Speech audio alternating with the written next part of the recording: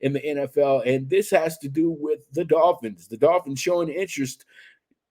Uh, Dolphins interested in Jonathan Taylor trade. Will they give up a premium package to do so?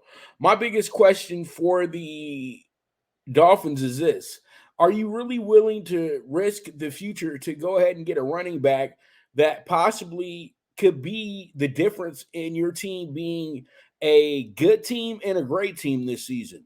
You know, will you really go ahead and step up your game and go after the player that you feel could be the X factor for your team, the brand new star of your team? I think that at the end of the day, Miami is doing their due diligence. Okay, Miami is looking for that bell cow running back. They're looking for a guy who's going to be very serviceable for them. But at the same time, too, they got a nice little running back room over there. They might not have the biggest names in the league, but they're guys that are very adequate and very substantial at what they do. And I know that's exactly what their coach is thinking at this point.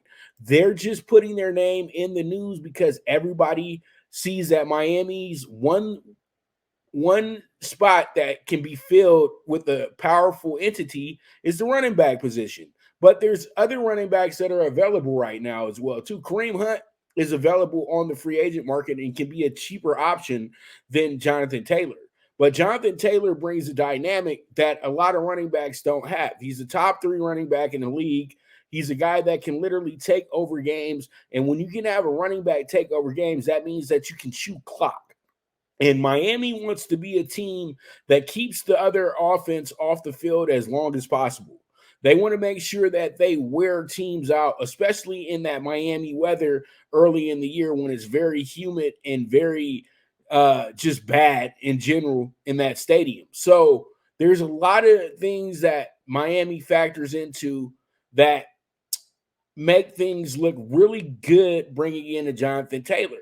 But at the same time, too, you don't want to give up too much your real estate. You know, do you have a player that is a guy that can be a sacrificial lamb for this trade?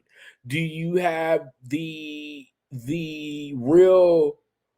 real goal to say, okay, we'll give up a first round pick again? This will be like the third time doing this in the last 5 years, giving up the first pick. But they've been able to gain back picks as well, too, with the trades that they've made with players that just didn't work out. So with their issues going on with, tampering and things like that, losing picks, things of that nature, they're going to have to really explore, would this be a move that will win us a Super Bowl? It's not a move that we make to win us 3 more extra games. It's a move that we make to win the Super Bowl.